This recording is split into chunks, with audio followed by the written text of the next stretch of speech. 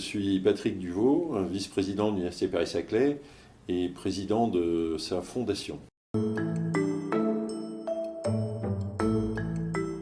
La vocation de la fondation de l'Université Paris-Saclay,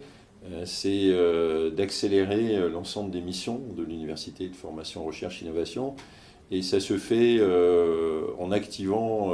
deux types de leviers, le montage de chaires et le lancement de projets philanthropiques. Et dans le cadre des chaires d'envergure internationale que nous avons lancées l'année dernière, donc en 2022, il y en a une en collaboration avec l'UNESCO qui vise à constituer un patrimoine mondial éducatif sur un nouveau format de formation, de vidéos que l'on pourrait qualifier catch and go, qui vont être accessibles sur l'équivalent d'un nouveau réseau social mondial, sans fake et sans insulte, et qui permettrait de certifier ces vidéos sur blockchain et d'obtenir un certificat également sur blockchain pour les apprenants. Donc c'est dans ce contexte-là que nous avons été très impressionnés, après un benchmark international, par à la fois la solution apportée par Cumulus, son ergonomie, sa technicité, et également le dynamisme, la compréhension et l'empathie d'une équipe Cumulus qui également est très porteuse de sens. Donc l'alchimie s'est faite tout de suite avec l'équipe de Cumulus. Alors, avant de se rapprocher de vous, de Cumulus, on avait effectivement fait un bilan de l'existant, on avait regardé d'autres outils. Et l'idée pour quelqu'un qui est auteur,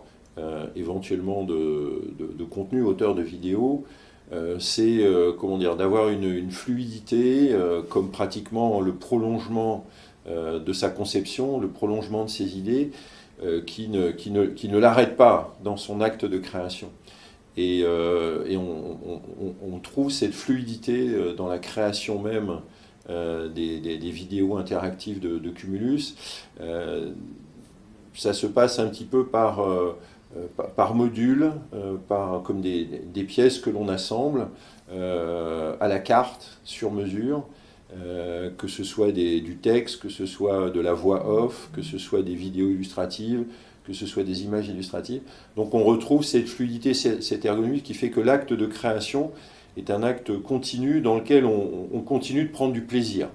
Voilà, parce que la plupart du temps, quand on est créateur, on est bloqué par une technicité un peu rebutante, lourde, qui fait qu'il faut se remettre à chaque fois à l'ouvrage, et ça bloque totalement la création. Donc je dirais qu'il y a une continuité, une fluidité et un plaisir que l'on prend dans l'acte de création qui est absolument fondamental.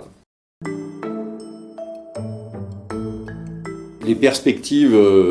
sont effectivement très très très ambitieuses, puisqu'il s'agit d'ouvrir la plateforme du patrimoine mondial éducatif dans laquelle le réseau social dont je parlais tout à l'heure, où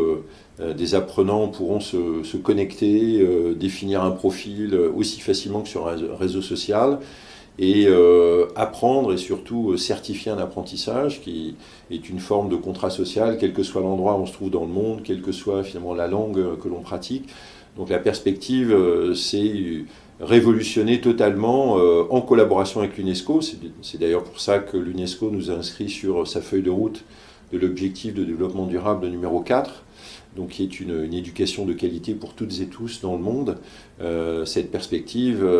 c'est doter des individus qui n'ont pas toujours la possibilité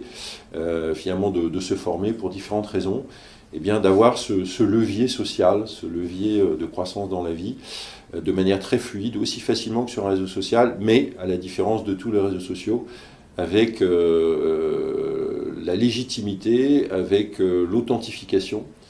du contenu appris et avec la possibilité de certifier ce qui a été appris pour progresser dans la vie, pour accomplir finalement ses rêves.